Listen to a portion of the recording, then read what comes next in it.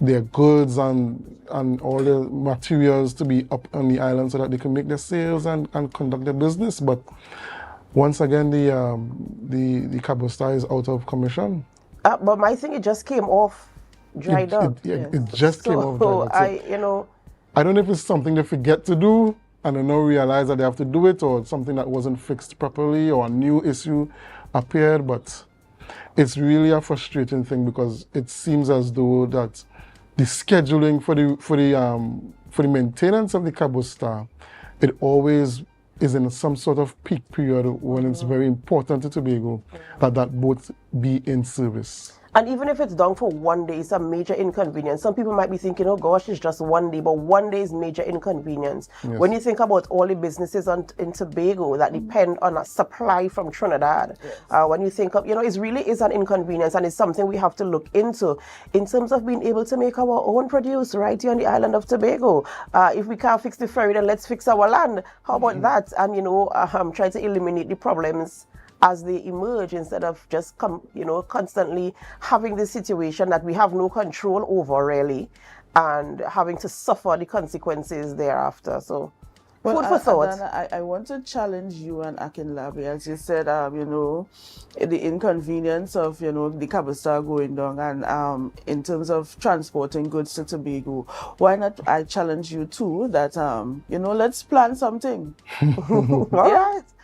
Yeah, well, I planted already, but it's not about, it's not only food. We have a lot of other things to help keep the island going. We have construction material, we have all sorts of things. We have parts for vehicles coming up on our constant on the cargo vessel. Books for schools. Anything you supplies. You could think about, it comes up from Trinidad, and we are an island of only 60,000 people. We can't produce everything, we can't do everything on our own.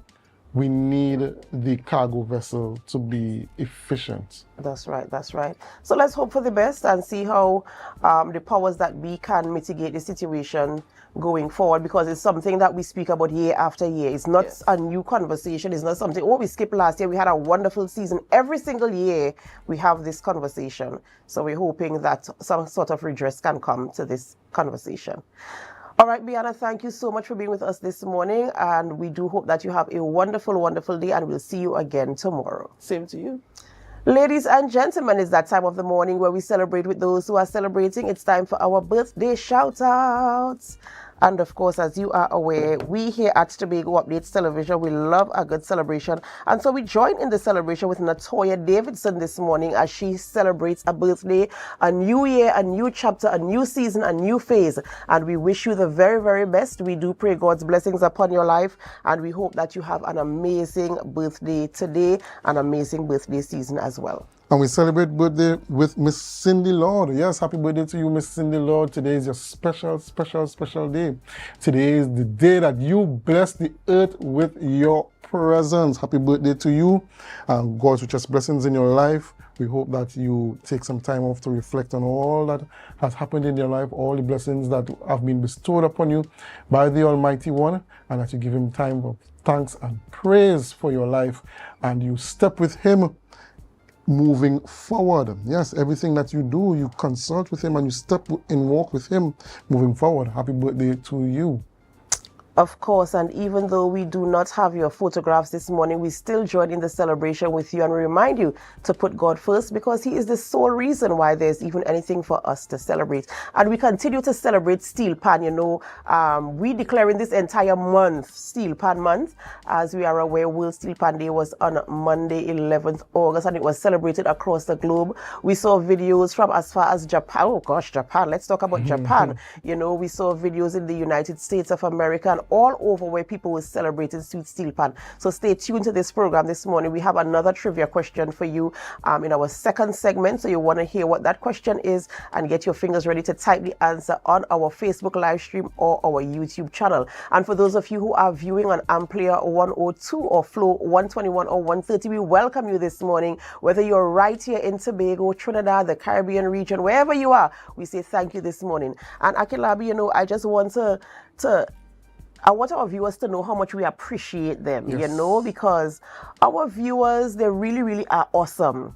you would see them coming in on our Facebook live stream with their comments. You look nice today, good show. I'm enjoying the conversation. They might, give their opinions depending on the guest we are speaking with. And, it really is an encouragement, for us here as we go through the phases, as we have the conversations. Even sometimes when we have challenges, we see our viewers coming in. Have you had any interactions with viewers on the outside of the studio? All the time, they meet me and they say good show, or they want to talk about a conversation, one of the issues at hand, and they just tell you, they meet you and they tell you, good show, keep up the work, we want to see more, we want to see this, talk about this, why don't talk about that kind of thing. So yeah, they really are supportive.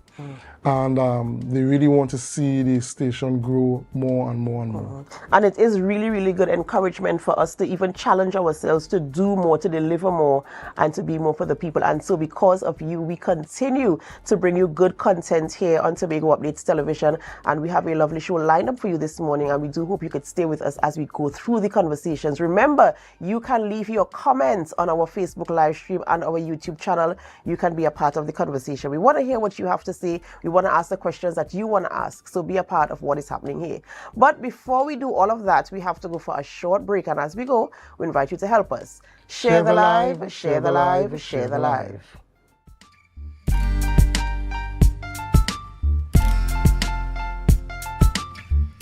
When the game is on, you don't want to miss the best moments.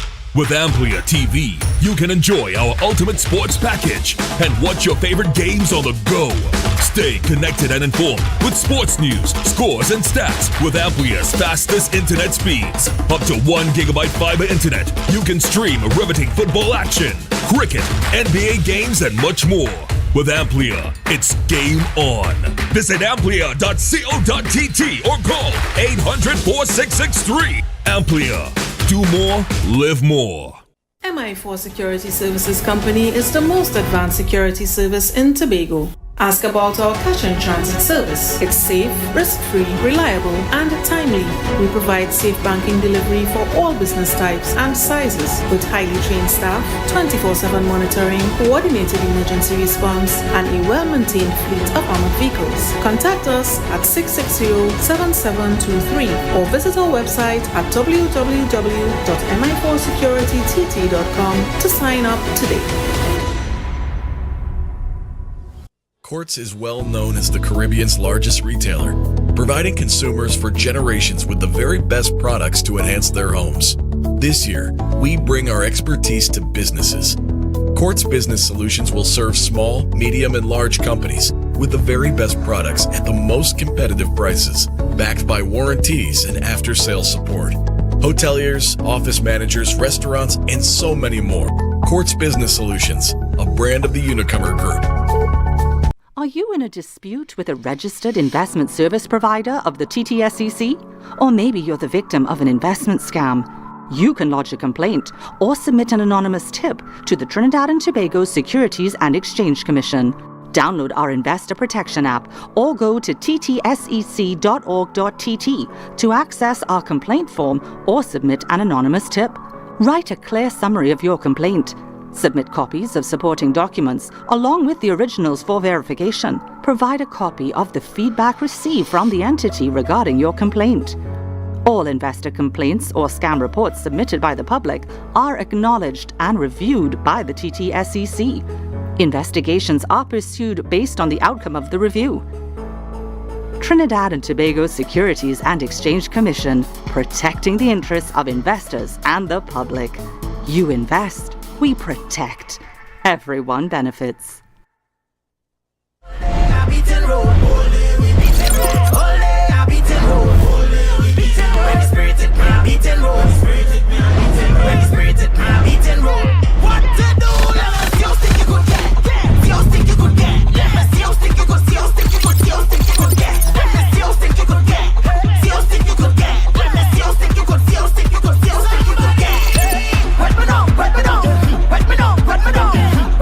Wet me down.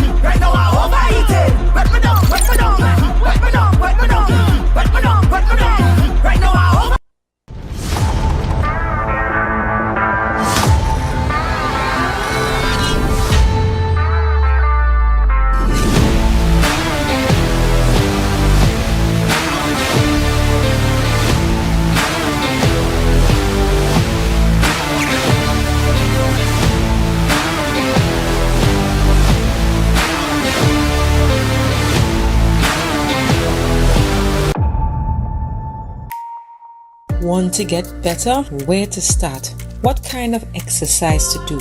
What to eat? How to get restful sleep?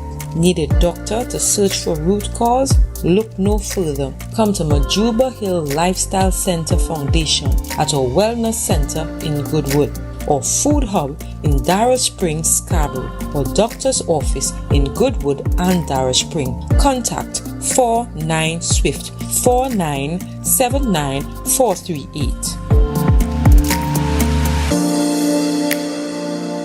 Coconut's Cafe, the buffet restaurant that specializes in all your tasty local dishes. For breakfast and for lunch. Breakfast includes coconut bake and sada roti, served with chokers, bull joil, and sausages in tomato sauce. Not forgetting beef and cheese pies, shepherd's pie, macaroni pie, and rice in various styles. Meat served in a variety of flavors, garden salads, and pasta salads.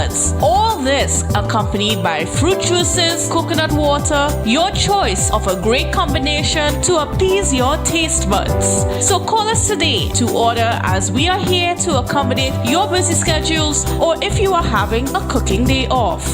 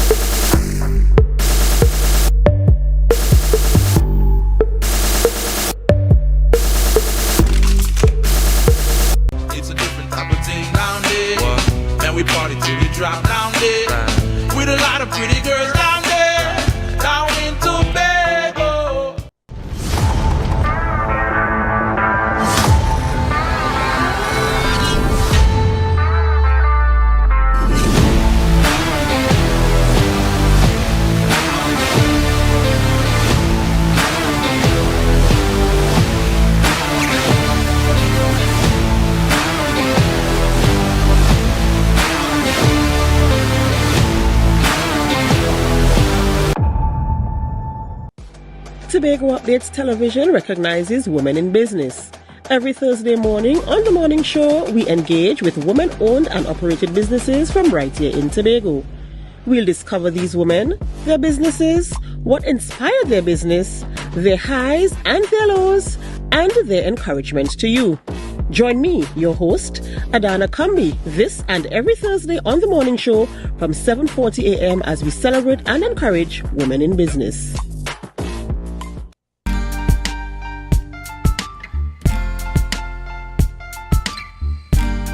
Put a smile on your face when you're moving from place to place. Good morning, good morning, morning, good morning, morning.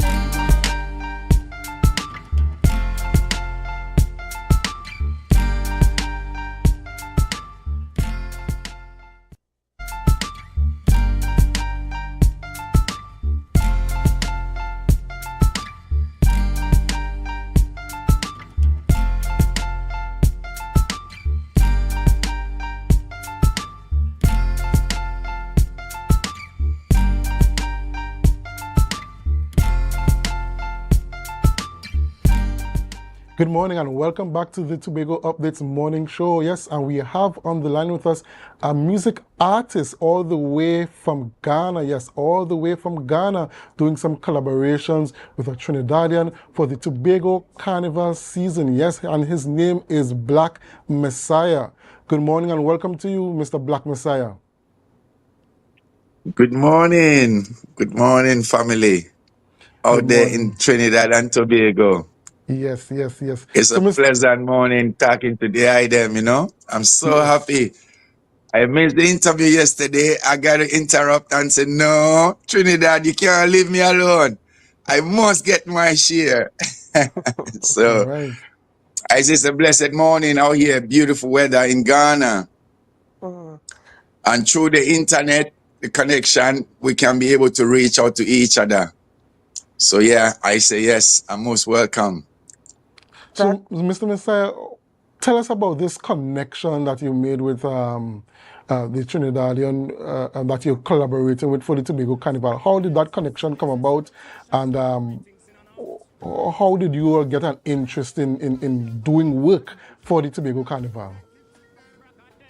Right, that's a very interesting question, and that really came when I was in England working in South Croydon on an event, and a white lady that is a friend of mine called Versace linked me up, and she was trying to let me know of a project that she was on, doing some promotions, and she's trying to connect some artists out of the diaspora and within Africa. So she happened to link me up with Joss and Daniel Bless. And we were a couple of artists that was chosen to be featured with Daniel Bless on the current project. So I put myself in and I said, no man, me go check out Daniel Bless, and me love Daniel Bless. Serious artist, conscious artist, a unifying artist, a community building artist. So I'm of the same level of that energy and frequency. So I really enjoyed just linking me up to such a project. So she hit back and said, yeah, Daniel Bless him like you to work with the eye. So him choose you to work on the project with him. So I was really excited and I can't wait. So we start make the connections and we start exchange songs and listen to each other's strength and topics that we treat on. And I find Daniel Bless as a serious artist, because beside that, myself in England, I always work with the Trinidadian, you know, because one of my best promoter in Trinidad, in London, is called Bingy I. Bingy I is from Trinidad, and always Bingy I take me to section. So through Bingy I, me and one Trinidad artist called Boy buck up.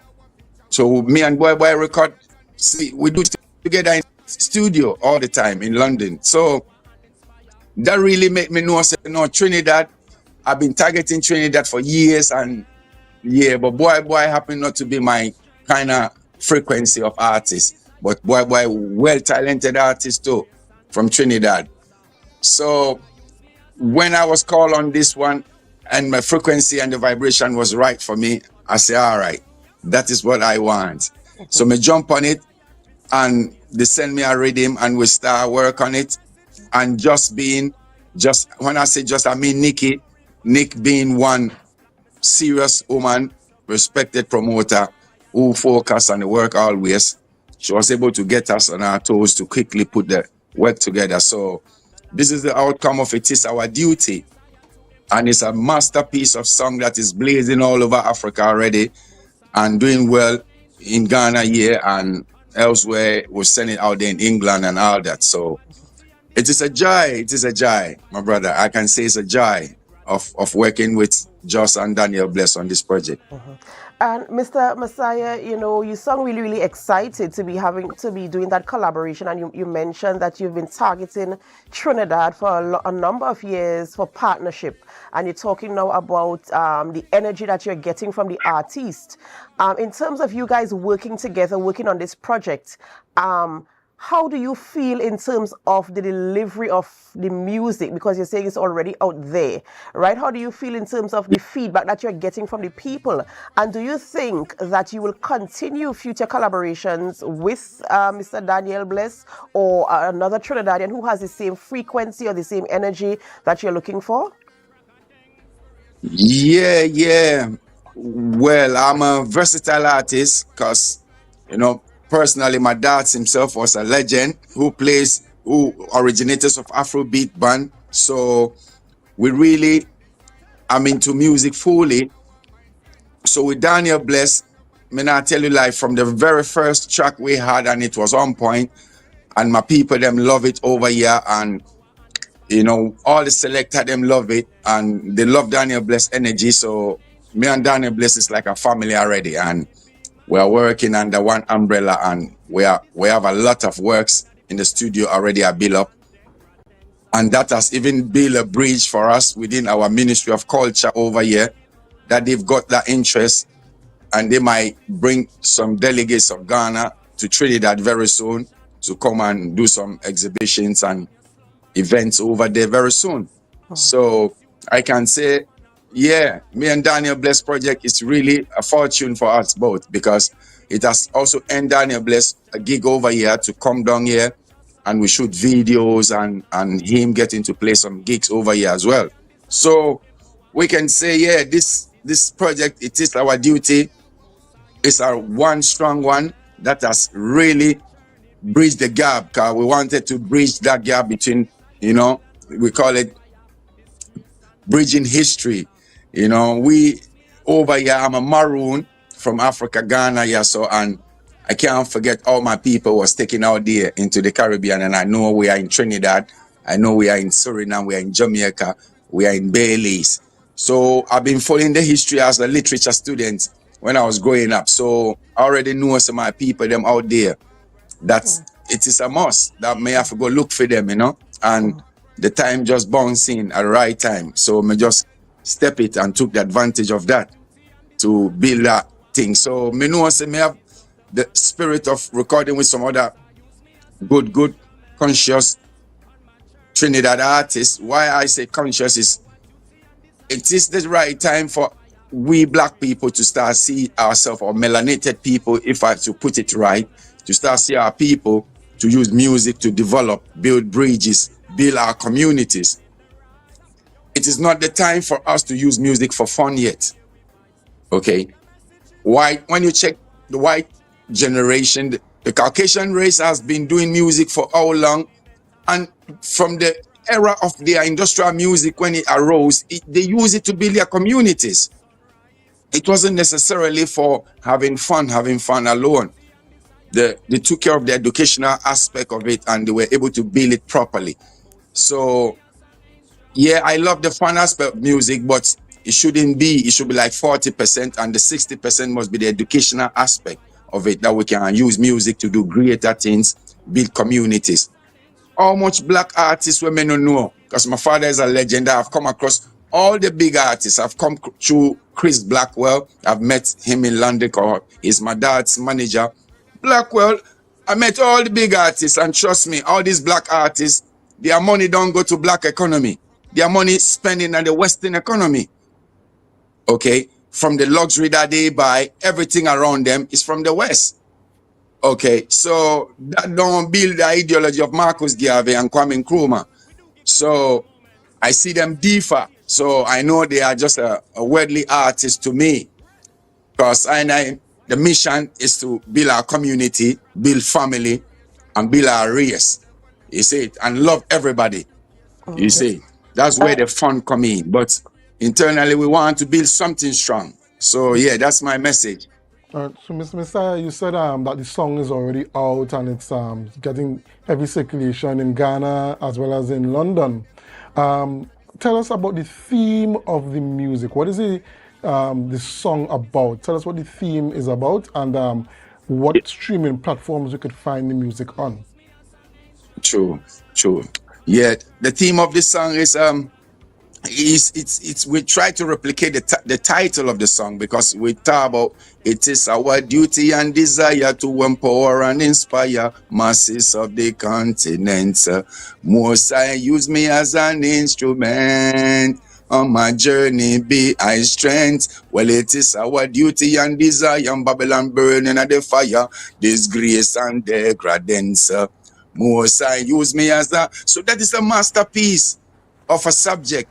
And we have all that in it. So it's a revolutionary song that is already entering into Burkina Faso already, because President Traoré has made we the youth of Africa nowadays. Our projection is Pan-Africanism, Africa unite, home and abroad. So we are all gearing towards that, even though some of our A-list artists who don't follow the conscious line are doing what they want, but majority of us are now projecting. We have most artists in Africa now singing about Traoré and inspiring Traoré of what the way he's trying to project Africa and make we have our own power, our own strength, our own ideology of doing things. So I can say the team actually is the conception of a revolution of uniting our people, correcting our own mistakes internally and building our own strength, loving ourselves, building our community, trading together. That is it. It is our duty, you know. So it's a family thing.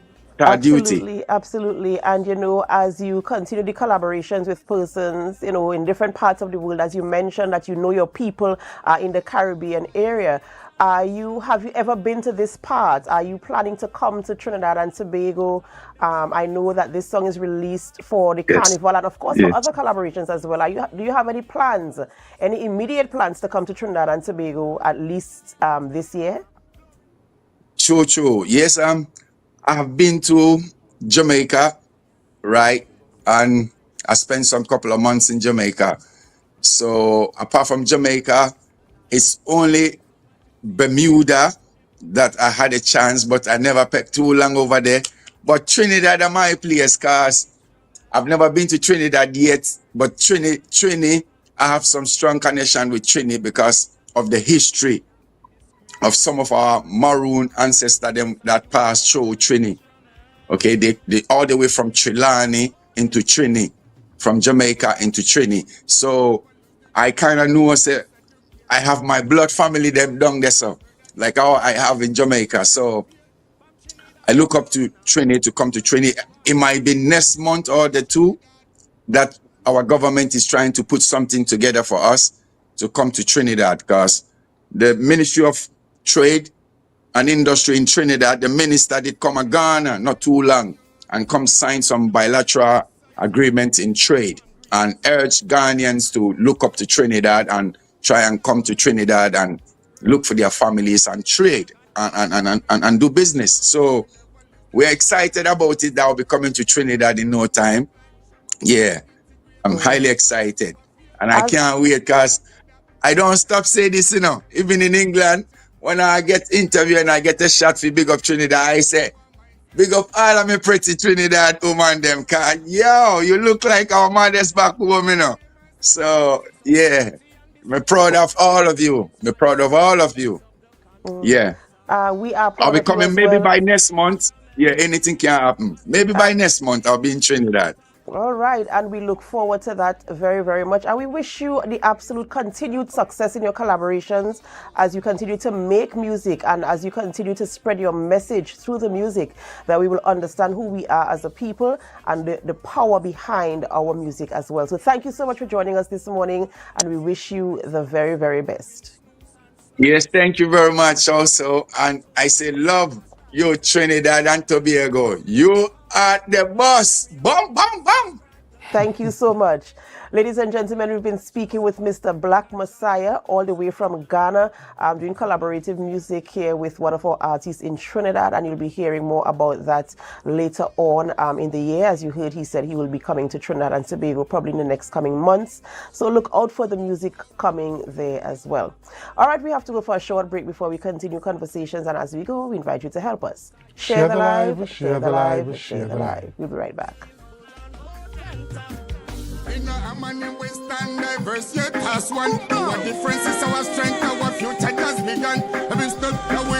Updates Television recognizes women in business. Every Thursday morning on The Morning Show, we engage with women-owned and operated businesses from right here in Tobago. We'll discover these women, their businesses, what inspired their business, their highs and their lows, and their encouragement to you. Join me, your host, Adana Kambi, this and every Thursday on The Morning Show from 7:40 a.m. as we celebrate and encourage women in business.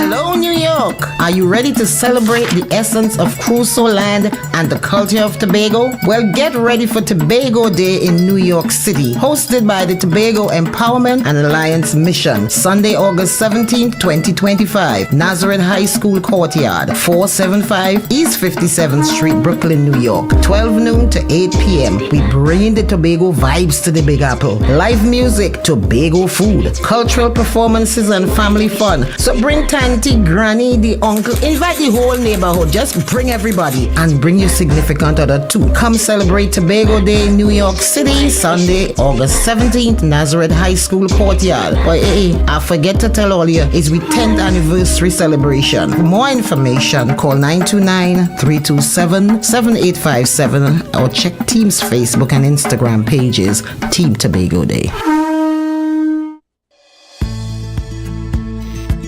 TNTech is pleased to advise that its Roxborough Service Center has reopened. Starting Monday, 10th March, customers can once more visit the Roxborough Administrative Building to pay TNTech bills, request new connections, and more. TNTech, powering the nation into the next generation.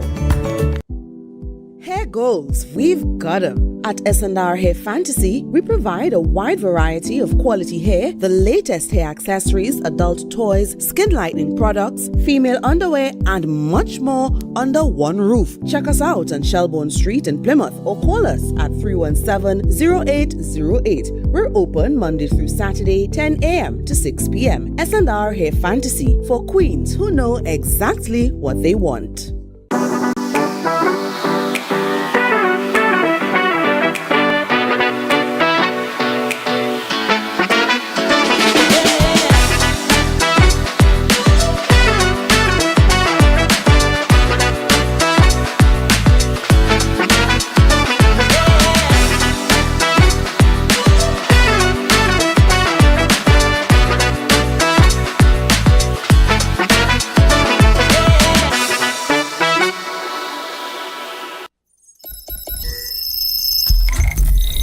Welcome to Tobago Glass Supplies, where innovation meets excellence and service reigns supreme. Well, I want a proper window for me house, yeah? I want no shake thing in my place. Our commitment is simple: to provide high-quality, innovative aluminum, vinyl, and glass solutions for both commercial and residential spaces. We get one wall on the side and we get one hole. You can put a window there, invent something, a window for put there. At TGSL, we don't just meet needs, we exceed expectations. Our range includes the finest aluminum cladding options, setting new standards in durability and style. Well, me meet ya. Me don't know who I'm talking to, but I cousin Tufina tell me for call all you go get proper thing for put there. Me don't know. Driven by our passion to elevate, we aim to be the leading supplier in the Caribbean market while retaining our identity as a family-owned business. Driven? No, I ain't driving. I get a bus ticket. One of me picnic them go drop me down there. Must bring me down there. Russo Trace Springer down by the place down there. Because at Tobago Glass Supplies Limited, it's not just about products, it's about relationships. It's about you. It's all about me? Who's your family? You know Edna and Dorka and them, you know them, but you resemble them Edward boy and Edward people them you. Tobago Glass Supplies, Russo Trace Spring Garden, telephone number 639-6266. Innovation, quality, service. That's Tobago Glass Supplies Limited.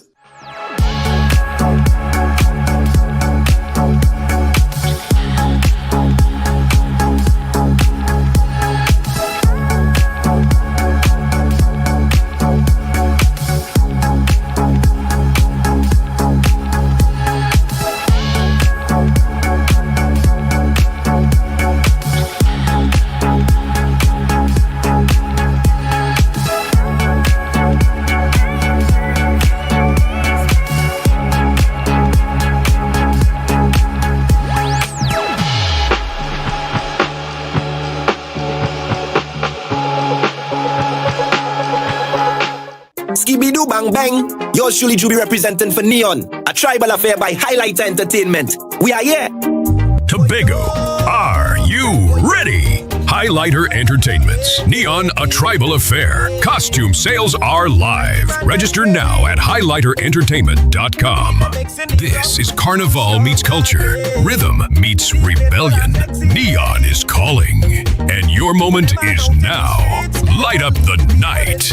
I'm jamming on the pavement with Neon. Jamming on the pavement with Red Woman. If you come to rub and shoot.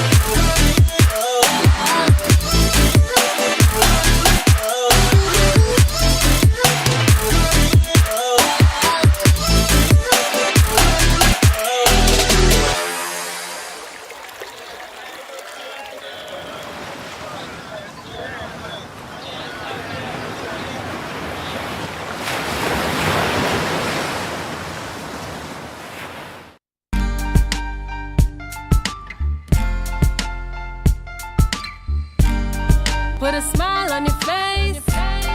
When you're moving from place to place. Good morning, good morning, morning, good morning, morning.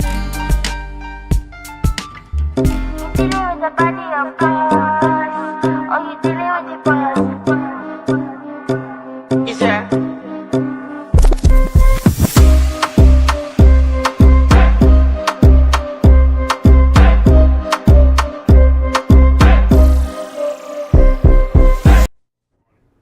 Good morning and welcome back to the Tobago Updates Morning Show. Yes, you saw it there, Castara Fisherman this weekend, August the 17th. Yes, and we have in studio with us Mr. Brent Eastman, who is the president of the Castara Fisherfolk Association, and he's joined by the vice president of the Castara Fisherfolk Association, Miss Kian Walker, and they are here to talk about the Castara Fisherman Fete happening this weekend, August the 17th.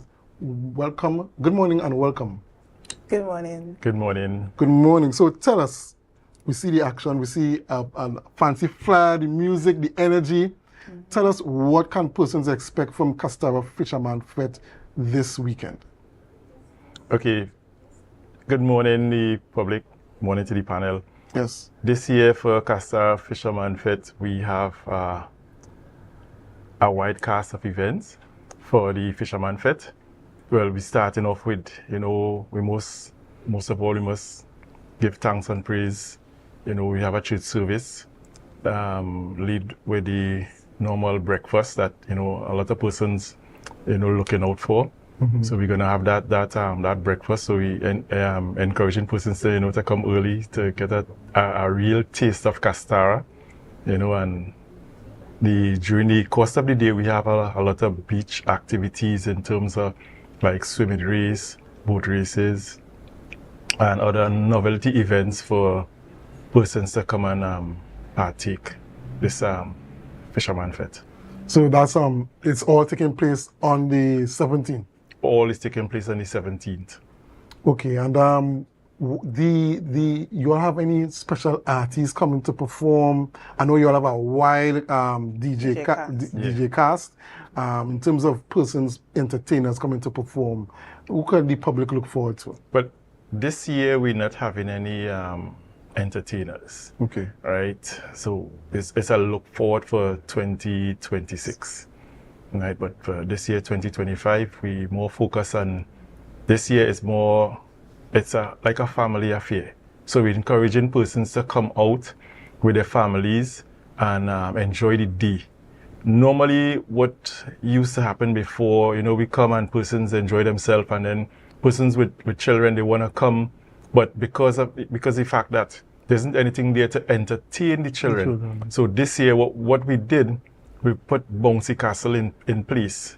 So when you come that day, while you enjoying yourself, looking at the activities, you maybe want to partake thereof, we have the kids zone, right? So you don't have to dip in your pockets to pay for them. It's already fully covered, right? I was fully sponsored, so they have their play area. It's safe, but safety is one of the key things that we look out for, right? So they have their safe zone, so they're going to be entertaining Bouncy Castle Unlimited. So it's a family affair this year. Okay, so you centered it around the family coming out and enjoying themselves this year. Correct. Kind of, so you made a sort of pivot in terms of what you're offering the public.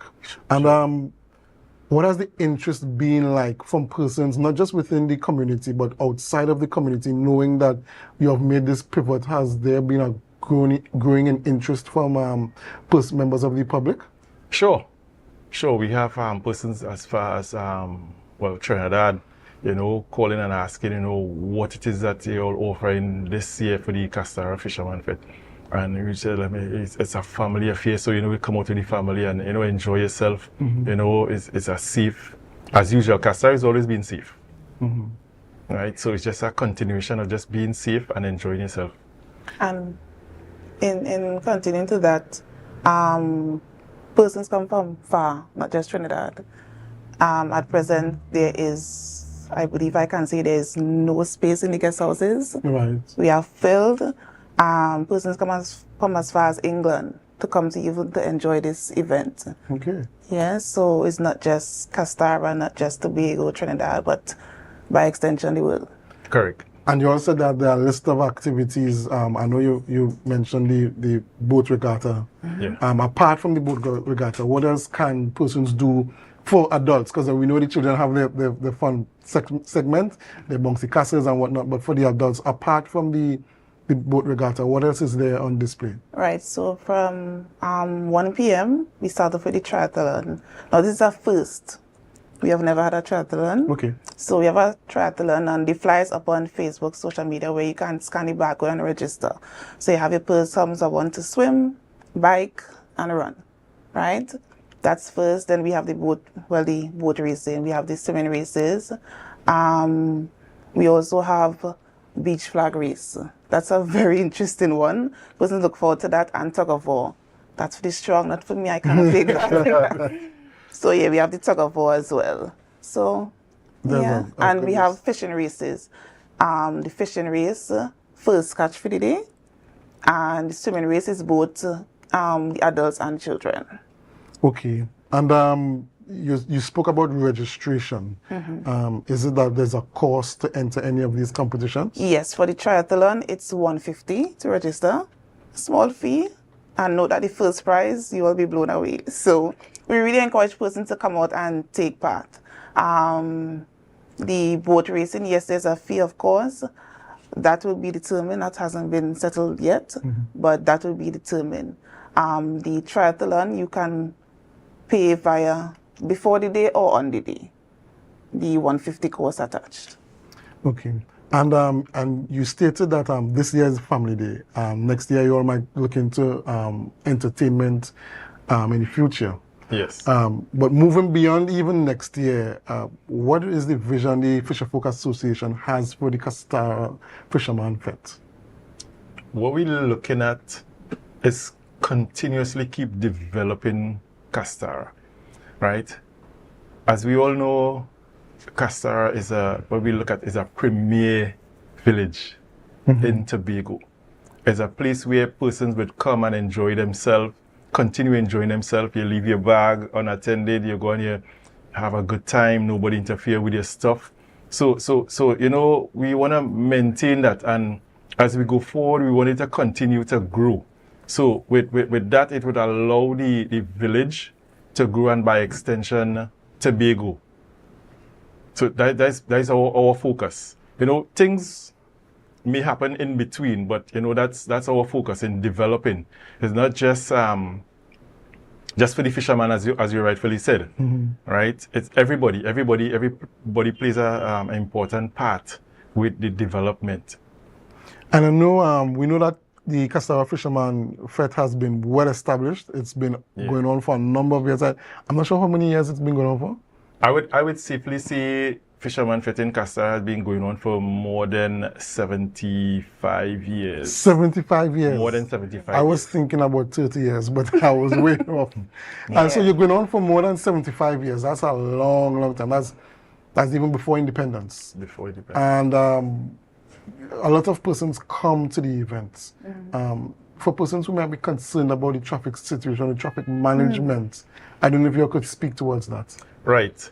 I had numerous conversations with the members of the Tobago Police Service in terms of we, working out a way to ensure that the traffic is somewhat under control, right? And one of the things that we asking patrons to do when you come with your vehicle, we have pockets en route to Castara, for you to park your vehicles. So we want to start like filling the pockets before we have persons park safely on the roadway, because based on the geography of Castara, parking is always a problem. Yes. Right? And we asking persons, we know persons coming into Castara and then after the event you're leaving Castara. So we asking you, when you park facing out. Right. One time. So you don't have to turn around. So you don't have to turn around, because that is one of the key things that holds up the traffic. So if you reverse park, it makes much easier when it's time to leave. You just had to drive out, right? And we had that talk with TTPS, and they are ensuring that, persons, cooperate, and then we just asking the public, hey, we come in to have a good time, right, in a premier village. Yes. Come out and, enjoy yourself. The police are there to guide us, right? So we just were asking you to cooperate with them. There are other persons who would be there also to ensure that persons park safely. We asking you, hey, cooperate with them. Because as we said, it's a family affair. Yes. All of us, we are Trinbagonians. So, we come together and, have a good time. Let's cooperate. And as Castara being one of the premier villages in Tobago, as you said, and the Fisherman Fete being very well established, how many patrons are you all anticipating to attend this year's event? Well, we have always had more than thousands of persons. So to really put a cap on number on how many persons is far beyond our imagination. So a lot of persons are coming, and basically because last year persons were looking forward to that evening time, and we didn't have that last year. So this year we are really anticipating a big number. Right. A really big number. Okay, and for patrons who might want additional information, or somebody who might want to be a vendor in the event, or somebody who might want to sponsor something in the event, how can they contact the Fisher Folk Association? Well, before I answer that, we have had a lot of sponsors. Right. So I had to mention we have NSCB who has sponsored us for a number of years. We have Jane Monkey. We have Carib as well, sponsoring Mackinson. And when we have the smaller sponsors, and I forgot to mention, this year we're having a little raffle where you pay $5 and you can win a 2-night stay at Castara Inn. Another sponsor. You could win dinner for 2 by Chino's breakfast. And but if persons are still willing to reach out and be a sponsor, you can call 289-4495. That's my number as Vice President. Or you could even reach us on Facebook, Instagram, right? Persons have been reaching out via that. Vendors as well. A lot of persons are asking about vending, and we support that. However, we are asking this year for the vendors, be free vend. However, give the association something. Some sort of honorarium or something. Yes. Yeah. Okay, so one last shout out before we wrap up the interview. One last shout out. You can look into this camera right here. Give your last pitch, last advertisement. Tell people come out to Castara Fisherman Fete. Ladies first. Ladies first. Well, I just want to mention the small sponsors because on our flyers we have the big sponsors, right? So I want to make mention to Castara Inn, Tikia's Place, Chino's Coffee Shop, Melly's Grill, Leah's Smoothie Bar, JT Salt Life, Big Up You, The Naturalist Beach Resort, Lynn's Variety Store, Eastman Executive Production, Tobago and Mr. Bertie Taylor. We all thank you so much for sponsoring this year. Thank the community of Castara for supporting the new executive, because we are a new executive. And we thank you all wholeheartedly for the support. We also want to thank Mr. Junior Kwashi. He was the president for a number of years, and we really want to thank him for supporting even behind the scenes. All right, and one last pitch for the Castara official. I guess that's up to you, Mr. Eastman. That's up to you now. Yes, we just want everybody to come out and have a good time, enjoy yourself, be safe. Right? There's a lot to enjoy for this 2025 Castara Fisherman Fete. We urging persons to come early and enjoy it from the breakfast right down until the end.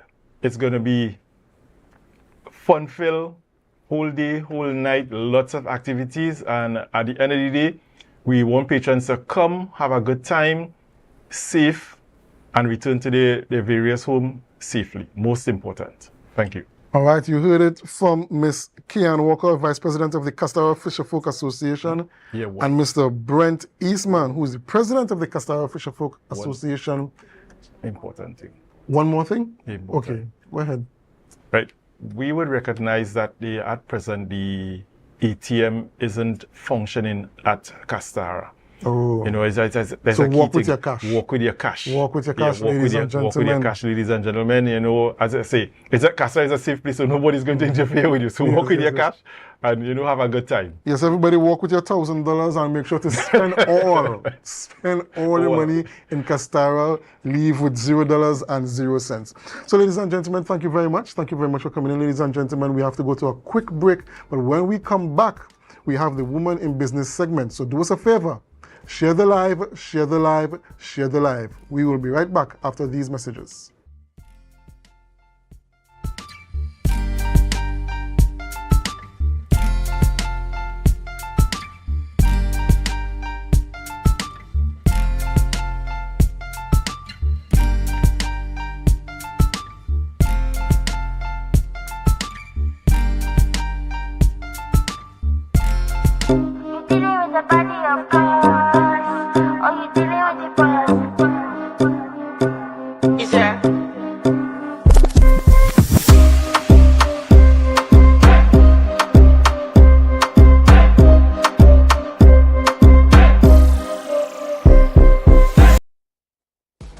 Tobago Updates Television recognizes women in business.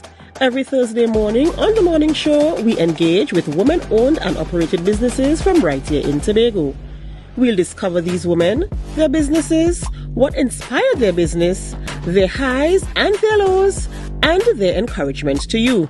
Join me, your host, Adana Kambi, this and every Thursday on The Morning Show from 7:40 a.m. as we celebrate and encourage women in business.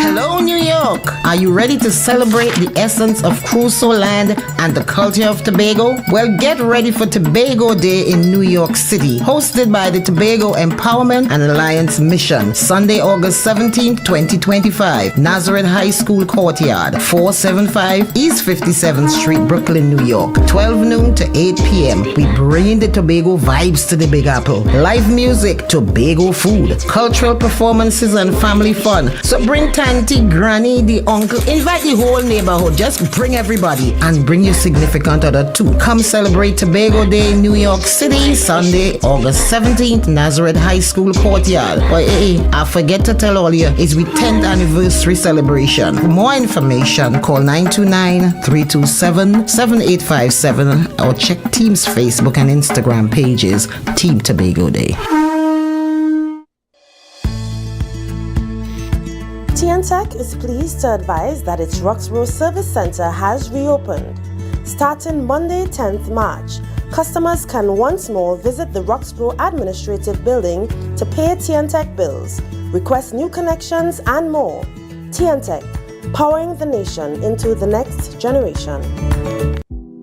Hair goals, we've got them. At S&R Hair Fantasy, we provide a wide variety of quality hair, the latest hair accessories, adult toys, skin lightening products, female underwear, and much more under one roof. Check us out on Shelbourne Street in Plymouth or call us at 317-0808. We're open Monday through Saturday, 10 a.m. to 6 p.m. S&R Hair Fantasy for queens who know exactly what they want.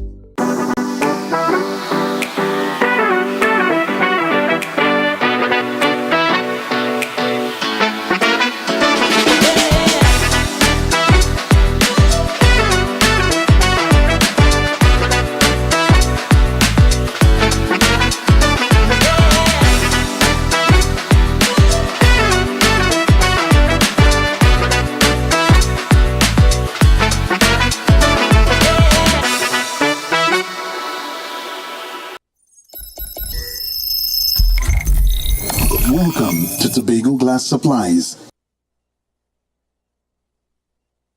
where innovation meets excellence and service reigns supreme. Well, I want a proper window for me house, yeah? I want no shake thing in my place. Our commitment is simple: to provide high-quality, innovative aluminum, vinyl, and glass solutions for both commercial and residential spaces. We get one wall on the side and we get one hole. You can put a window there, invent something, a window for put there. At TGSL, we don't just meet needs, we exceed expectations. Our range includes the finest aluminum cladding options, setting new standards in durability and style. Well, me meet ya. Me don't know who I'm talking to, but I be cousin Tofina tell me for call all you go get proper thing for put there. Me don't know. Driven by our passion to elevate, we aim to be the leading supplier in the Caribbean market while retaining our identity as a family-owned business. Driven? No, I ain't driving. I get a bus ticket. One of me picnic them will drop me down there. Must bring me down there. Russo Trade Springer down by the page down there. Because at Tobago Glass Supplies Limited, it's not just about products, it's about relationships. It's about you. It's all about me? Who's your family? You know Edna and Dorka and them, you know them, but you resemble them Edward boy and Edward people them you. Tobago Glass Supplies, Russo Trade Spring Garden, telephone number 639-6266. Innovation, quality, service. That's Tobago Glass Supplies Limited.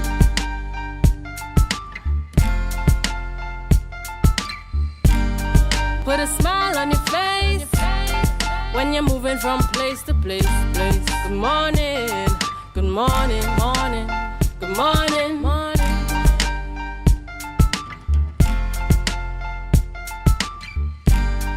Welcome back to the morning show here on Tobago Updates Television, and thank you so much for staying with us. I must say a special good morning to our viewers from the Bahamas, from the United States of America, and from St. Martin. Yes, I see you, and thank you so much for tuning in this morning. In fact, let me give you a special shout out, Miss Charlize.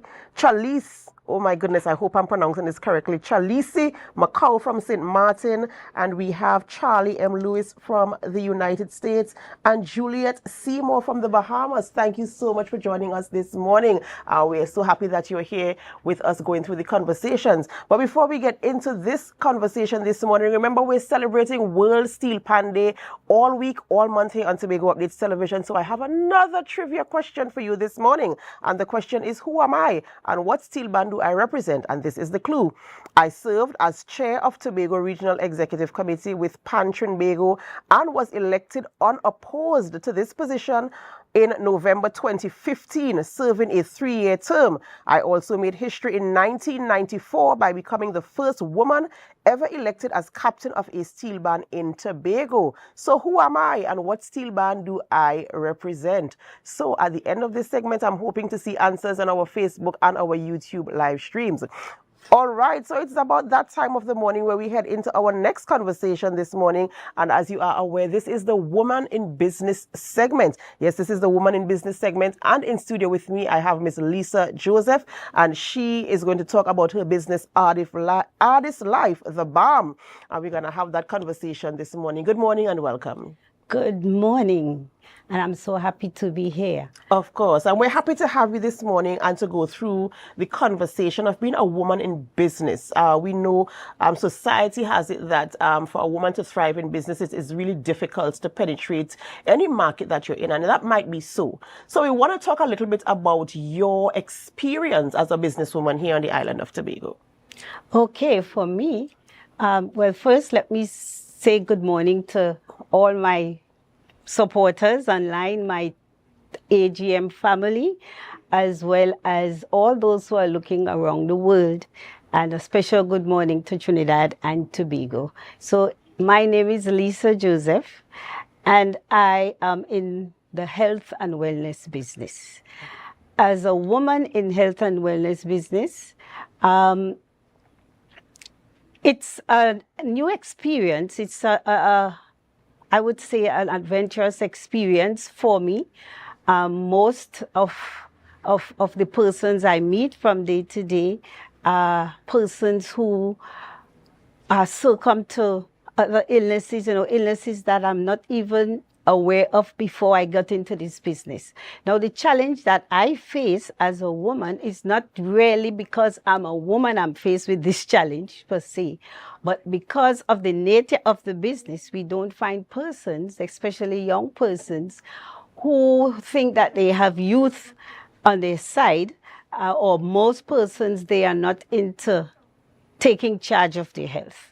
And so I am on a quest to get persons to be proactive in taking charge of their health. Most persons, they wait until they are diagnosed with something, and then they take note of their health.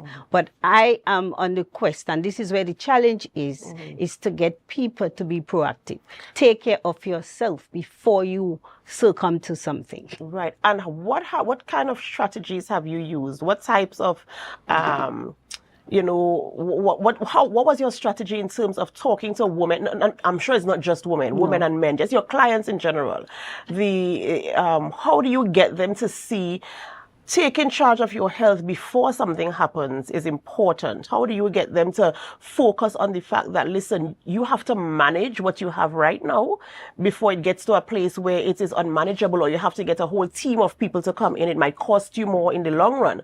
I mean, because I know some people tend to say, oh my goodness, that is so expensive. It costs so much to be healthy, but it costs even more to be unwell. So how have you been able to engage people in listening to you, one, and also engaging in the products that you provide through the business that leads to a healthy lifestyle? Okay, so what I do door-to-door visits to persons. I also do events at my workplace. And when I say events, so I would organize a session where I will have persons come over. I'll talk to them. We present the products to them. We present the garments that we have, because which I forgot to mention, the business also involve medically graded garments that provide health benefits and not just beauty and reshaping, right? So we do events. I go out and do promotions as well. Go to different business places and set up, and then I meet persons as they come in. I share flyers, I exchange contacts, and I follow up with persons from day to day. Right. And in terms of the actual engagement, right, what has the response been like in terms of people, first of all, listening to what you have to say, paying attention to what you have to offer, and then buying into it? Because I know about these products, and I know that they're not cheap, right? However, have you been able to garner that type of response from the persons you might have discussions with, whether it's in a focus group or you're going to a workplace or whatever you book appointments? Do people really respond to you? Have you been seeing people changing their mindsets in terms of how they think about their health after you've given your pitch, of course? Have you seen them responding in a way that will say, okay, cool, I have this customer and I know that I can support this person through their journey? Have you seen that type of response? I have. But I've seen the both sides of responses. There are persons who make changes, and I have some regular customers. And then there are those who tell you, I do my own thing at home. I do my bush, and I drink the bush in my yard. And some would tell you, well, I grow my own fruits and vegetables. So we do get a bit of both. But I've had persons who really commit to making a change, and persons who are using the products. All right, so tell us a little bit about your products now, because I see you have some products on display here, and I'm seeing one of my favorite things. I love a good coffee. Okay, so I'm seeing cappuccino here.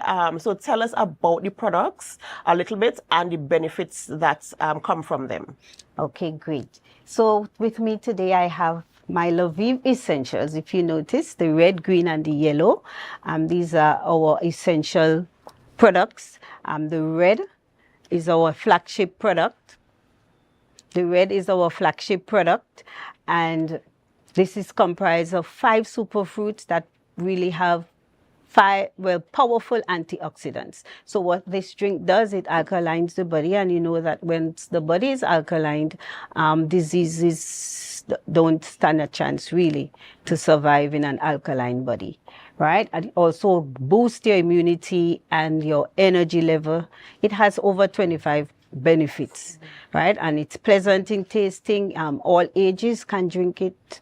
You know, children can also use this product, right? Then we have our green Lviv, which works along well for taking care of the gut health, right? And if your gut is in good health, then your body will be able to absorb the nutrients that you give to it. So the green is comprised of vegetables and herbs that works well to promote gut health and improve digestion as well. And our yellow Lviv, which we normally call the liquid gold because it's really potent, loaded with 19 micronutrients, right? It's loaded with minerals and vitamins, comprised of herbs, fruits, and seaweeds, right? That works well to give your body the nutrients that it needs on a daily basis, right? So this is our Lviv Essentials. Again, all tasty and works along well with any prescribed medication. And you know, before I go further, I just want to make a disclaimer that I'm not a doctor and we're not going to tell you to stay away from using your prescribed medication, right? These products, we are not here to diagnose, treat, or cure. However, by using these products, we have seen people with, getting phenomenal results. And so I am here, or this is why I'm in this business, because I see it can change people's lives. And how important is it for you to ensure that whatever business you're in, whatever you're doing, is making an impact and bringing a measure of change to the lives of the people you serve? Could you repeat that question? Yeah, how important is it for you to see, because you're saying that the products your customers use, you've seen change. How important is it for you to make sure that whatever you are doing is impacting lives and bringing change, causing changes in the lives of people? For instance, the products that you have here, you're saying, you know, the change. How do you feel when you get the testimonials and the results? I feel really great, really great. It gives me the impetus to go forward, not to stop doing this business, because you see that persons have been helped using this using these products. And I know there's a wide range of products, and I really wish we could go through each and every one of them. Let's talk about the foundation garments, because I see you have foundation garments as well. So let's talk a little bit about that. Is that a part of the Addis line as well? Of course, yes. So Addis Life doesn't just revive you with their products, the nutritional line. They also have garments that would reshape you and also provide medical or health benefits, right? These garments are medically graded and coded, so they can be prescribed by a physician.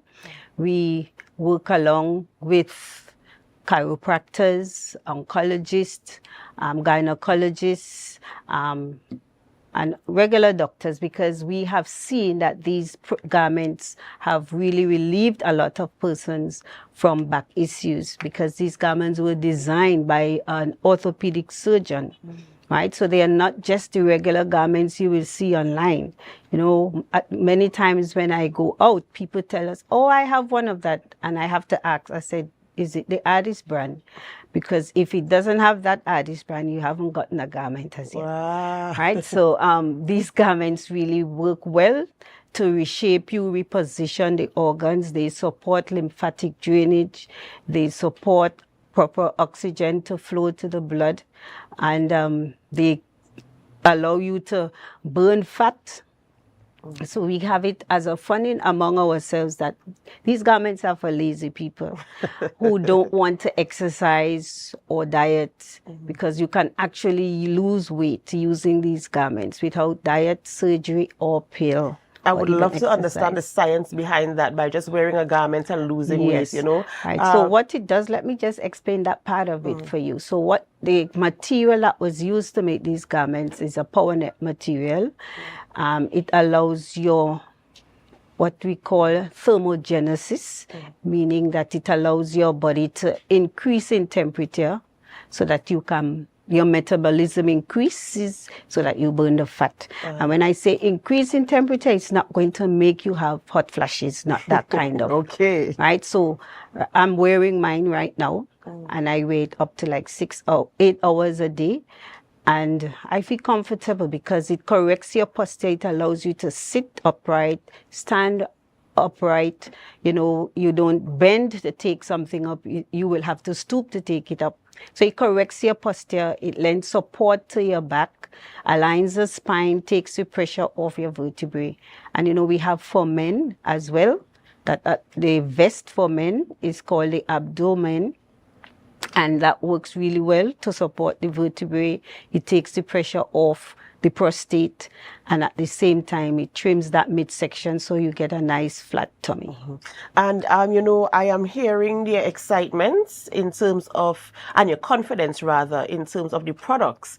And I want to continue to wish you the best as you continue to make impacts and bring change and educate people about the benefits of living a healthy lifestyle and the option of artists, right? So congratulations to you on taking this step and introducing this into the public spaces. And I wish you the absolute best as you continue in business. But before you go, I just want you to give a word of advice to a woman who might be thinking of a business idea, but thinking of all the challenges as well. How do you break even in terms of, do I listen to the challenges or do I listen to my goal and do I go forward? So encourage somebody who wants to get into business this morning. Okay, so if you have a dream, any young woman, if you have a dream of starting your own business, make the move and start your business. Don't be afraid of the obstacles. Obstacles are just there to make us grow. Challenges are there to make us grow and step forward. You know, and you may be faced with challenges. You will be faced with challenges as any business. But as I said, with God's help and your determination, you can be successful in your business. So absolutely. Thank you so much for that word of advice, and all the best as you continue. Thank you. Ladies and gentlemen, before we go, of course, you know, we continue to celebrate Pan Month here in Trinidad and Tobago, and we are, you know, going to give you the answer because we did ask you a question earlier. Let me remind you of what that question was. Who am I and what steel band do I represent? I served as the chair of the Tobago Regional Executive Committee within Pan Trinbago and was elected unopposed to this position in November 2015. Serving a 3-year term, I also made history in 1994 by becoming the first woman to ever be elected as captain of a steel band in Tobago. Who am I and what steel band do I represent? I am Marie Toby, and I represent RBC Redemption Song Setters. We continue to celebrate Pan, so tomorrow there's another question, and I hope you are quick on the draw. For those of you asking about where this business is located, I am being told to tell us quickly before we go, where can they find you and contact you to get products of this nature? Okay, you can find me at Richards Drive, Sherwood Park Trace, Canby, Tobago, and my number is 7652967. All right, so there you had it, ladies and gentlemen. Just in case you're looking for this product, you can find her there in Richard Street in Canby, Tobago. This is where we have to end the morning show, but it's not where we end our programming. We head on over to GMT, which is Good Morning Tobago. So we do hope that you can stay with us, and as we go, we invite you to help us. Share the live, share the live, share the live.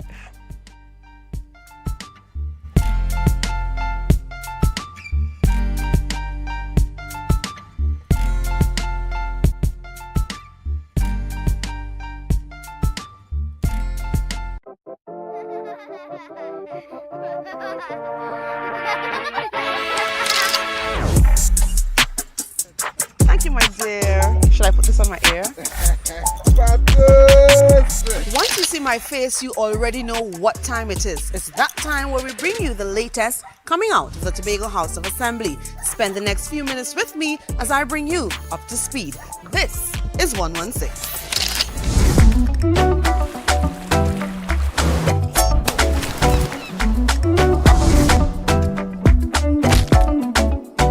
One. 116. Beautiful island.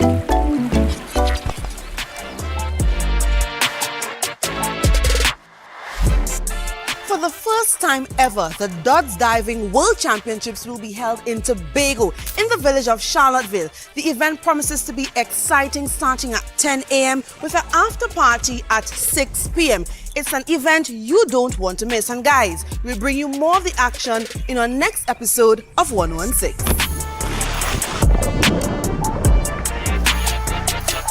The Secretary of Food Security, Natural Resources, the Environment and Sustainable Development recently participated in the 2025 SIF conference in Jamaica. The conference was aimed at promoting investment in agriculture, green innovation and digital growth. The Tobago team included Administrator Julian Skeet and other members of staff. Meanwhile, Secretary Natisha Charles Panton also represented Tobago at the 2025 International Conference on Reducing Food Loss and Waste in China, joining global leaders in the call for more resilient, efficient food systems. In conclusion, for Trinidad and Tobago, reducing food loss and waste remains a balancing act. Therefore, it is important for those already established countries and states to foster regional collaborations with our developing islands in order to derive the success required in the Caribbean region and most certainly in Trinidad and Tobago. I thank you. The Secretary of Health, Wellness and Social Protection, Dr. Faith Brebner, is in Bangkok, Thailand for the International Conference on Public Health 2025. Over 100 caregivers participated in a year-long training program led by the Division of Health, Wellness and Social Protection and the Tobago Regional Health Authority, gaining skills in CPR, nutrition, mental health support and patient care. And guess what? They all received certificates of participation in the end.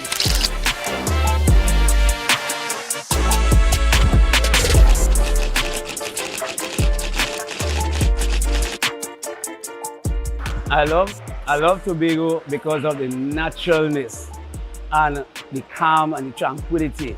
When you're in Tobago, right? It's like you immerse yourself into a panorama of exotic settings. You have the beaches, you have the green vegetation, you could go hunting, you could go swimming, and you could live a healthy life based on good principle and discipline. And you can eat healthy and live healthy. Organic food, you can plant your own stuff. This is why I love Abadi Island. I like Tobago because it doubles. Because Tobago is the best doubles place. And the people in Tobago is like family. Without family, it's nothing. The majority of places I see going is beaches, skating rinks, and also river and parks. I love Tobago, the sea, the mango, plenty fruits. And the free, you're free. You can do what you want. You can lie down in the savannah and spend the night. You can't do that in Trini. If you spend the night, you ain't gonna get no slippers. Tobago, you could sleep. You can get up normal. You can lie down on that. You're viewing Tobago Updates Television, your exclusive gateway to Tobago, broadcasting the beauty of this island paradise to the world.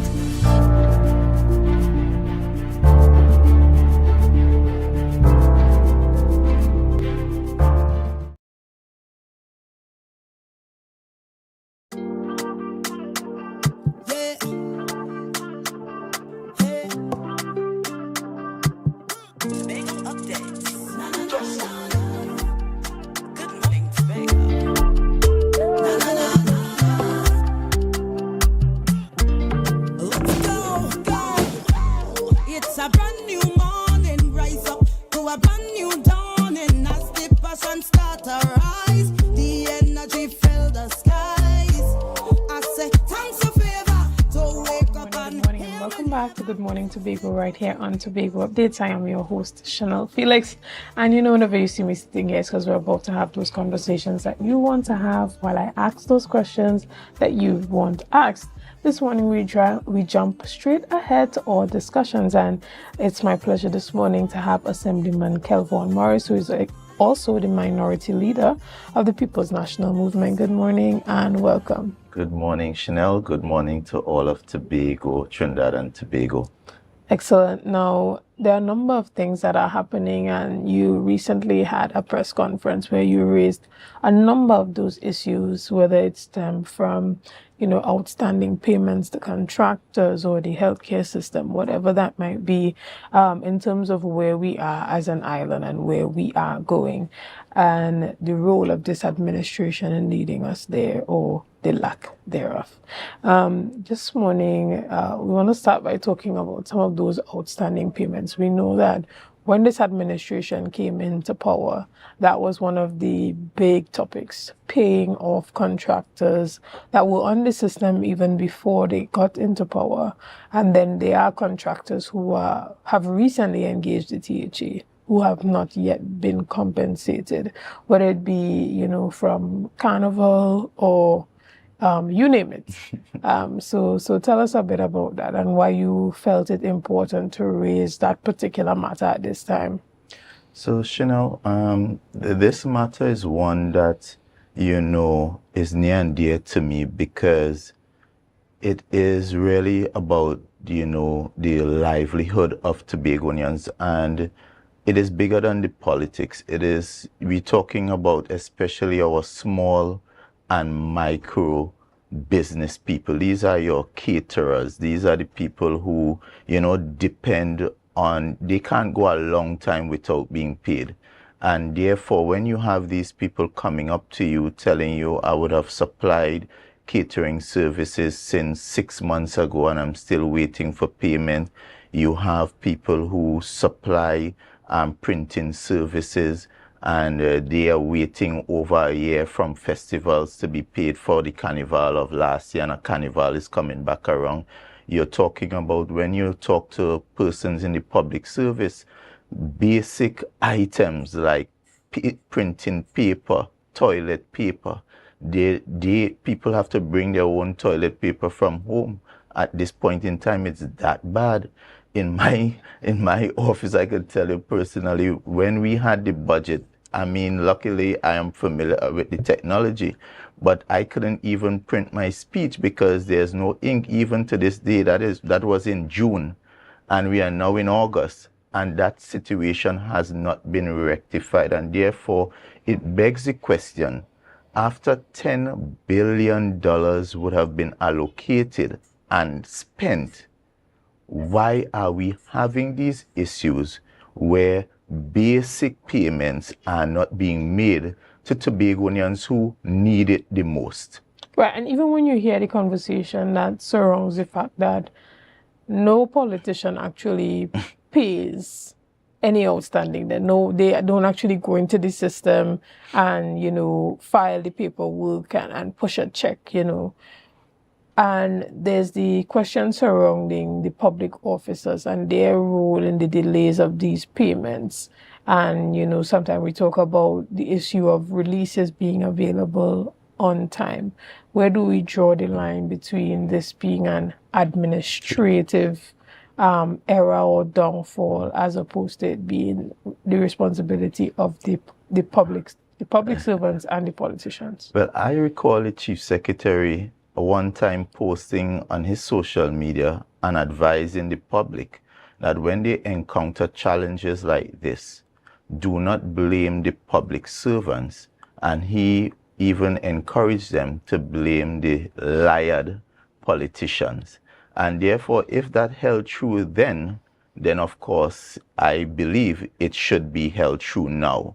And more than that, what we are seeing on a more serious level, what we are seeing is that it is not so much about not having the money, because even now we had an allocation of $2.6 billion. 3/4 of the way, which is three quarters of the financial year, only 1.4 billion would have been expended, which means we have still about 1.2 billion in allocation available for your last quarter.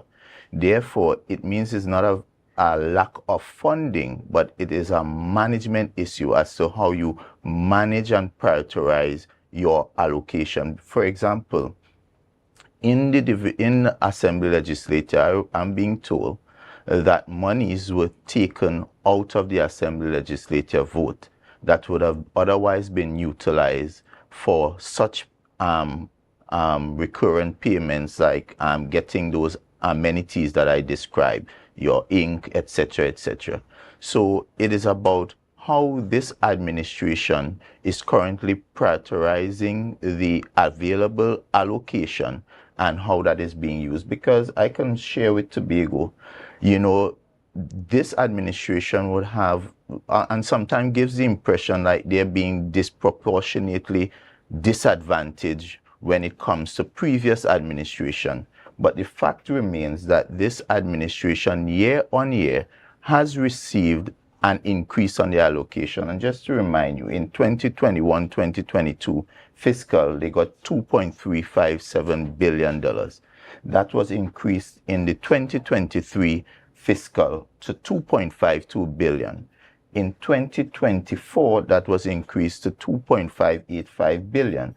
And recently, the last allocation was $2.599 billion. So every year, there has been an increase in the allocation, and therefore it is not for a lack of not having enough, but it is more how they manage the funding that is creating the issues. Right. And then, you know, there is a difference between the actual allocation and the allocation being transferred.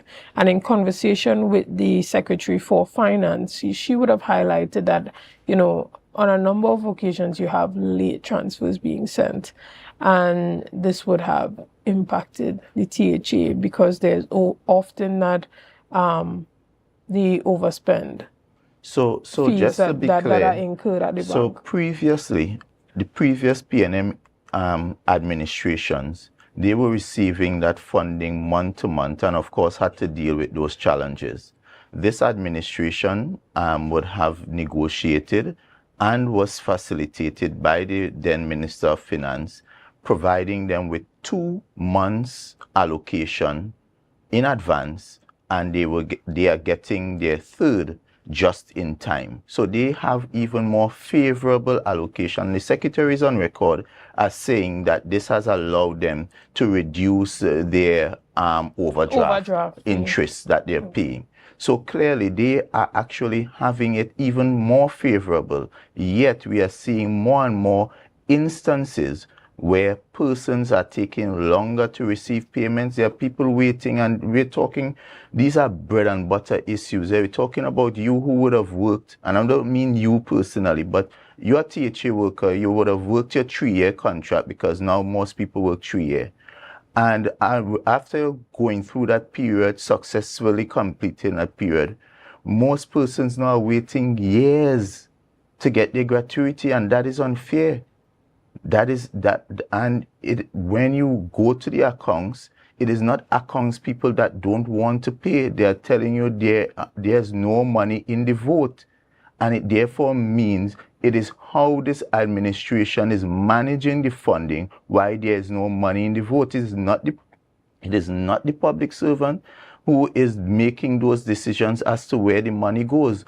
And just for example, and I always bring the issue of overseas travel. There's always money for overseas travel. Why? Because they prioritize overseas travel. And it is the same thing. If they prioritize paying people, and there will be money there, but for some reason, there always seems to be money to travel, but no money to pay the people who would have provided a service, and that is unfair. Understood. And, you know, in a recent press conference from the PDP, they would have come out and said and have said that the Dutch diving championship in Charlottesville was basically a waste of money when they look at the other critical issues that Tobago is faced with that needs financial attention. Do you agree with those statements? I wouldn't go so far. I commend the attempt, you know, by the organizers. I think based on all that I've seen, it was well attended, and it tells us that there's an appetite for Tobagonians to enjoy, you know, sports in a different kind of way because this diving thing is new to us. But in the same breath, my challenge is you must dance a yard before you dance abroad. And I say that in the context of we have Tobago Football Association. They have their competition yearly, which treats with developing our young and honing our young talents. You have the cricket, you have hockey, you have basketball, you have all these various sporting disciplines. And if you speak to the administrators, they would tell you about the challenges they get in getting funding assistance from the THA.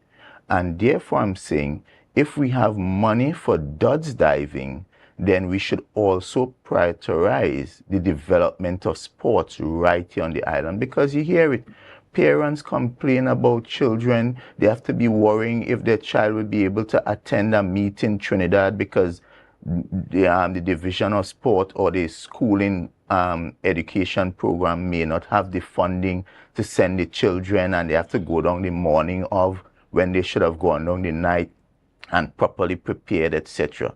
So my challenge is two things. Very good, but at the same time, we need a comprehensive sport tourism plan. It cannot be that it is piecemeal, where you're hearing this one time, then it goes away, because up to a couple weeks before, I don't think anyone knew about this happening and how it originated.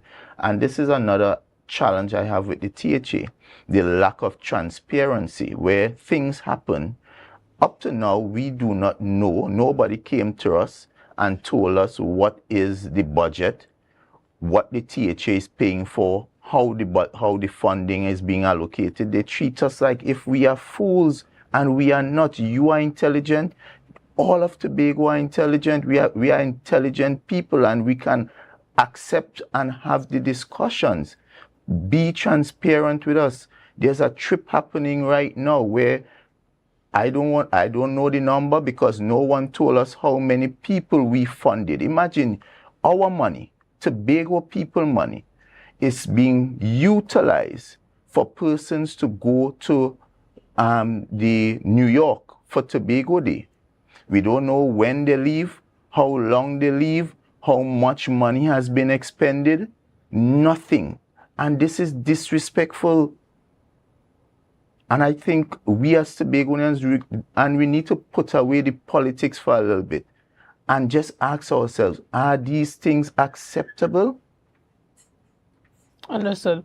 But, even when we look at that Tobago Day in New York, we talk about the importance of diaspora engagement and having that connection with the diaspora to allow them to have their their involvement and utilize some of their resources to help boost Tobago's economy.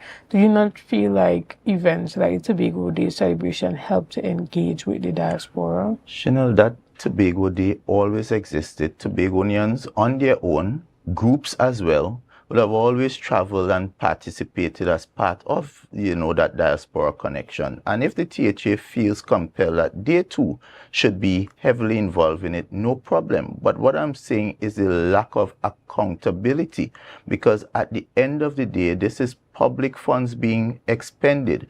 What is the criteria for those who are chosen as opposed to those who have to utilize their own money? We don't know the contingent. You cannot for yourself look at the list and say, well, I could understand why Tom, Dick, Harry is here. Because Tom is into culture, this one is into agriculture, etc.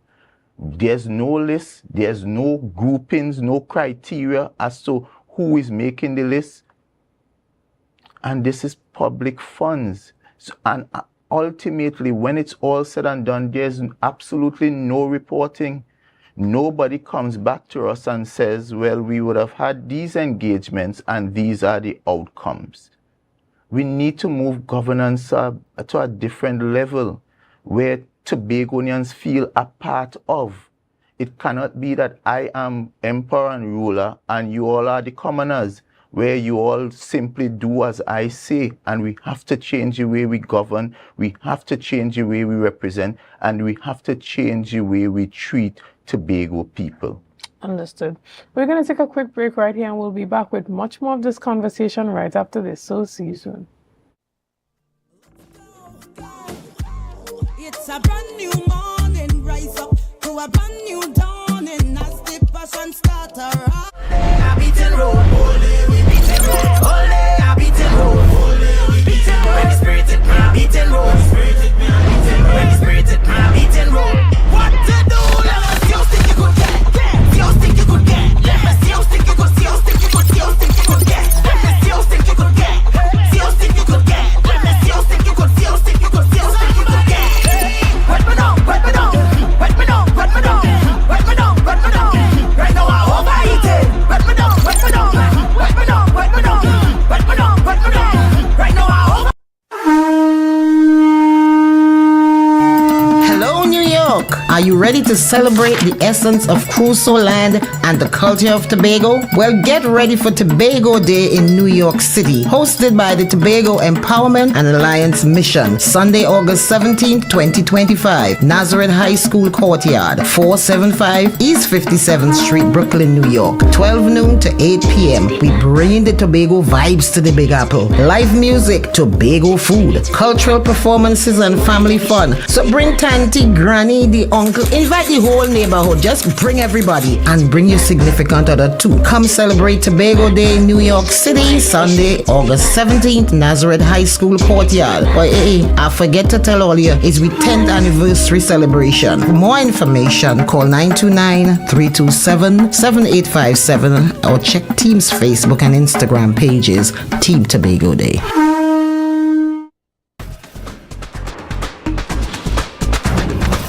With Flow Business's new smart solutions, powered by super fast, reliable broadband, you'll feel like there are more versions of you working for you.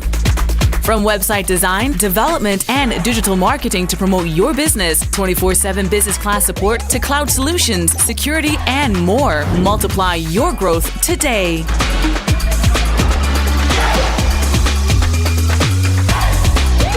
Skibidi bang bang. Yours truly Juby representing for Neon, a tribal affair by Highlighter Entertainment. We are here.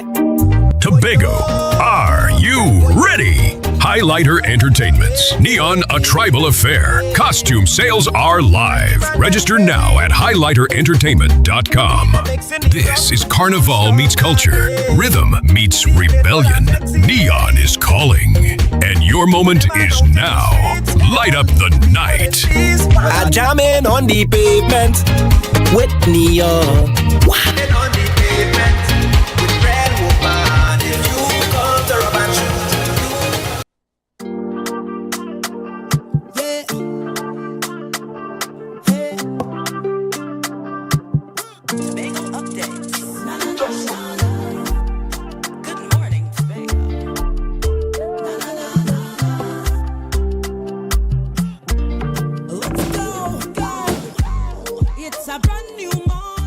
Good morning and welcome back to Good Morning Tobago right here on Tobago Updates. This morning we continue our conversation with Minority Leader Calvin Morris, and we've been chatting about all that's happening in the Tobago space. Particularly we spoke a bit about payments to outstanding contractors this morning and a number of other topics. I mean, there's a lot happening in the Tobago space. We have the Tobago Carnival that's coming up very soon, promotion for that. When we talk about the effective allocation and management of resources, in your mind, you would have highlighted that, there's some of the key foundational things that has to be covered, like just the basic things that are needed for basic efficiency within offices and ensuring that persons are compensated for the work that they do. But what are the other areas that you feel like need desperate attention? Even as we look at these events that are happening, how do we promote them effectively? How do we truly diversify our economy and use all limited or scarce resources effectively? Well, Chanel, I would forever say, and I continue to preach it, that tourism is to Tobago what oil and gas is to the overall national economy. And therefore, for Tobago to move forward, our tourism has to be that driver.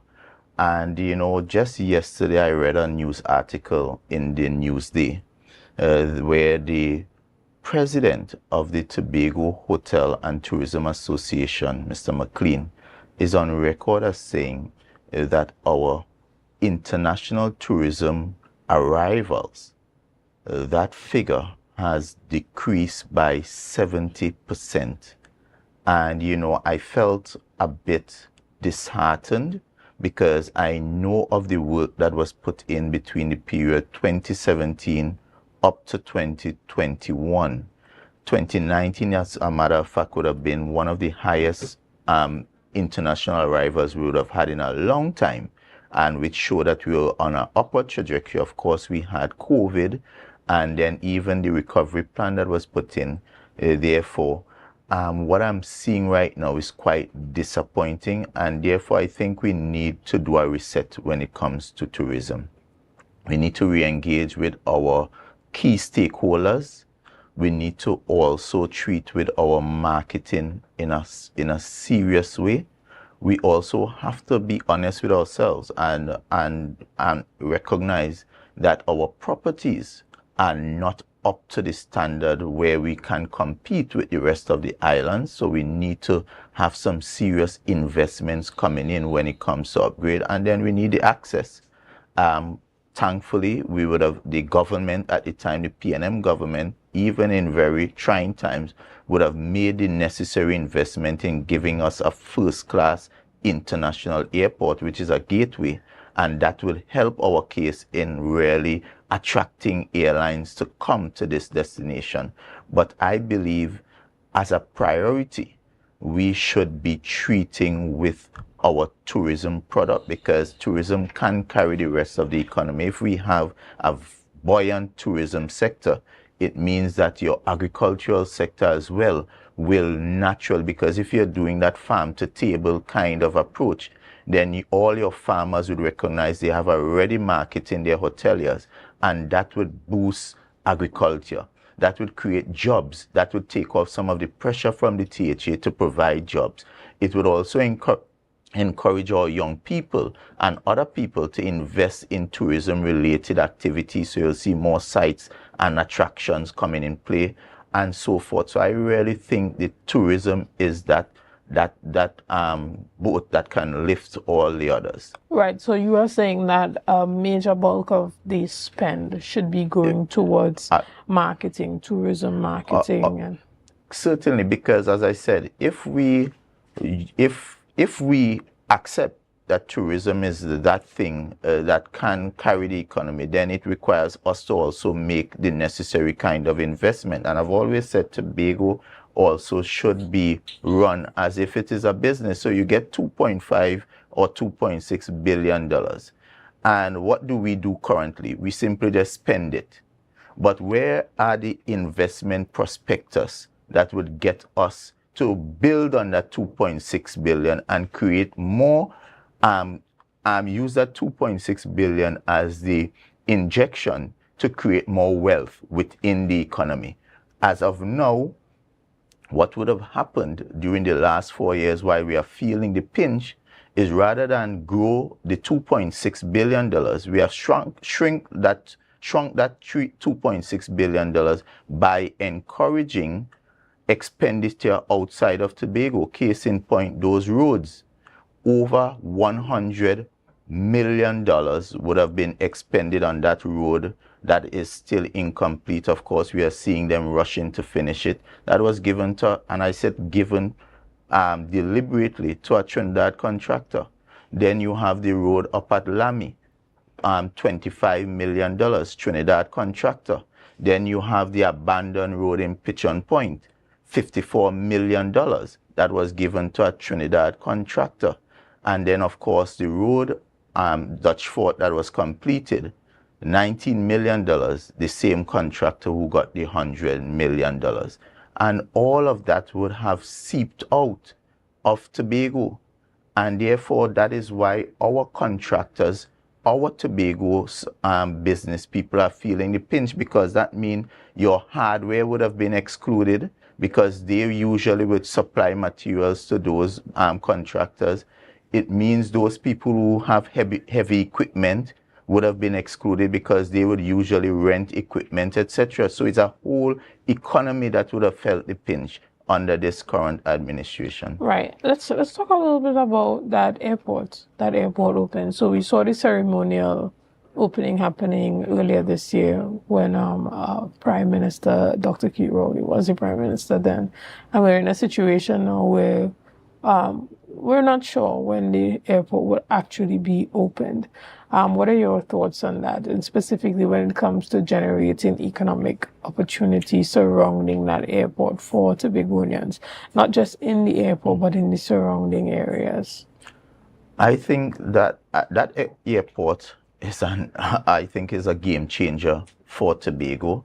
As a matter of fact, I cannot wait for it to actually be operational. Of course, the timeline given then when we had the soft commissioning was July. July has now come and gone. I heard the current line minister, Miss Jerlyn John, indicating. Is that under her door? Or is it under aviation now? Well, it was under NITCO was the project managers, and they are now saying they are in the process of handing it over to Airports Authority, which would put it under transportation, and that gets us closer to the operationalization of the airport. So I look forward to the day that airport is open. I think the sooner the better. I'm hearing it would be before Carnival. And therefore, I think that, again, Tobago's Carnival, right, Tobago, let me be specific.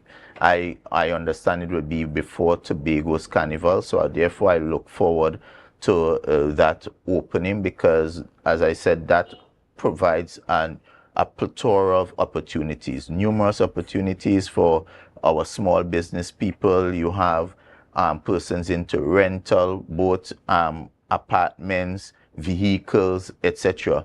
And it even increases the land value and property value of those persons around the airport as well. So that in itself is an excellent initiative, but we cannot deny the fact that we missed out on an opportunity as Tobago, because I heard the Chief Secretary recently forgetting that it was his administration that decided to abandon the initial plans, which were to have a dual carriageway from where Shervan, in that Cove Road that they would have built, all the way down to the airport Storbay Local Road. And they decided that that responsibility was a responsibility of the THA, and they went ahead and they did their single carriageway. What that would have meant is that the Assembly would have been able to save their 100 million, allow the central government to use its own funding, and they would have been able to do something else with that money, while we would have benefited from a first-class two-lane highway all the way down to the airport. He's now saying that that is a critical piece of infrastructure that is still required for certification of the airport. And it just goes to show how sometimes when we play petty politics, the Chief Secretary. Oh, the Chief Secretary is saying now that the road that should have been built connecting the airport to this new road is a critical piece of the certification, because of course you have to show civil aviation that you have the kind of connectivity in case of emergency. Right. I did have a conversation earlier this week with Secretary James on this particular topic, even as it pertains to the roundabout being on the airport authority's property and not, outside of there, to really increase efficient traffic flow in that area.